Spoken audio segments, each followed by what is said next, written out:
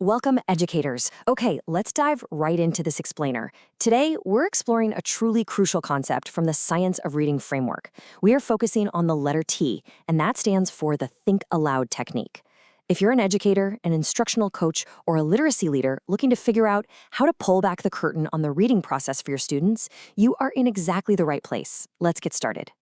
To really grasp why this technique is so transformative, our source material shares this beautiful, deeply relatable story about a student named Tyrell.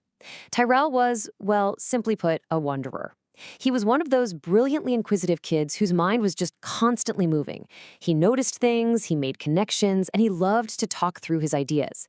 In fact, if you watched him closely, you'd often catch him talking to himself, just trying to work through complex problems out loud.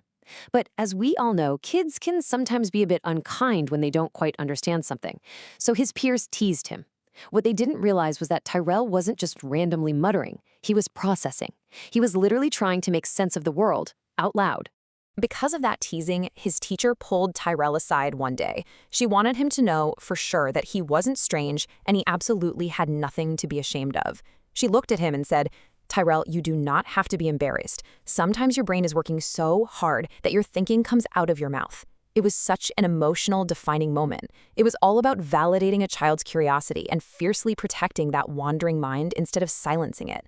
And it sparked a massive realization. Thinking aloud shouldn't be some anomaly that kids get teased for.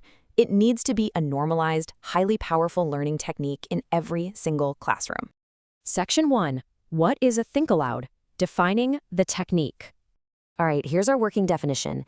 A Think Aloud is an instructional technique where the teacher actually verbalizes their own thinking process while reading, solving a problem, writing, or completing a task. Now, what's really fascinating about this idea is how it explicitly gives your students a front row seat to the invisible mental work that skilled readers do naturally. Think about it. Students usually only see the final, polished answer we arrive at. They completely miss out on the messy, complex, active thinking that actually produced that answer. A Think Aloud brings all that hidden mental gymnastics right out into the open for them to see. Now we've got to make a really important distinction here, because there is a massive difference between simply talking to yourself and executing a true Think Aloud. Talking to yourself can be random, it's private, and it's often totally disconnected from the learning task at hand. It doesn't always have a clear purpose. Thinking aloud, on the other hand, that is highly intentional, it's purposeful strategy modeling. When you're doing this, you aren't just talking to fill the awkward silence in the room, you are deliberately showing your students exactly how to approach a task and how to think. Section 2.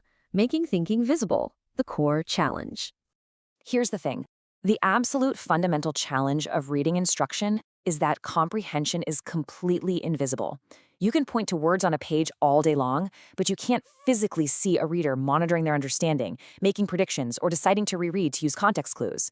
So the crucial point is this: strong readers get confused too. The difference isn't that they read perfectly every single time, it's that they know exactly what to do when that confusion hits. Think Alouds show students that hitting a roadblock isn't a failure. No way. It's just a signal to pull out a strategy and fix the confusion. Section 3. Classroom connection. Practical modeling. So what does this actually sound like? Well, here are some incredibly practical phrases you can use right away in whole group or small group lessons. If you're modeling decoding, you might say out loud, I see re, which can mean again. Now I'm going to look at the base word. For comprehension, try something like, the character keeps avoiding the truth. I think there's a deeper conflict going on here. Stuck on vocabulary? Model it. Say, wow, I don't know this word yet, so I'll look at the words around it. And for fluency, oh, I see a comma, so I'm going to pause here to make sense. This brilliantly illustrates how we can intentionally model every single foundational reading skill just by narrating our internal dialogue. Section 4. Thought partners, collaborative thinking. Let's see how this builds, introducing a really powerful evolution of this concept from a Title I team. They shifted from just teacher modeling to actual student collaboration by using what they call thought partners. A thought partner is simply someone who helps you process ideas. It's like a 4-step dance. Step 1, you listen and ask questions. Step 2, you offer another perspective.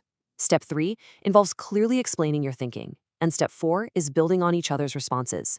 By doing this, students get to practice explaining their predictions, analyzing characters, and summarizing texts together. They quickly learn that thinking isn't just some isolated, lonely act. It is a deeply collaborative one. Section 5. Teacher reflection. Internalize the lesson. Take a second and consider this core question. How can I intentionally use my voice today to become my students' inner reading voice tomorrow? To dig a little deeper, ask yourself, when was the very last time I modeled my own reading confusion for my students?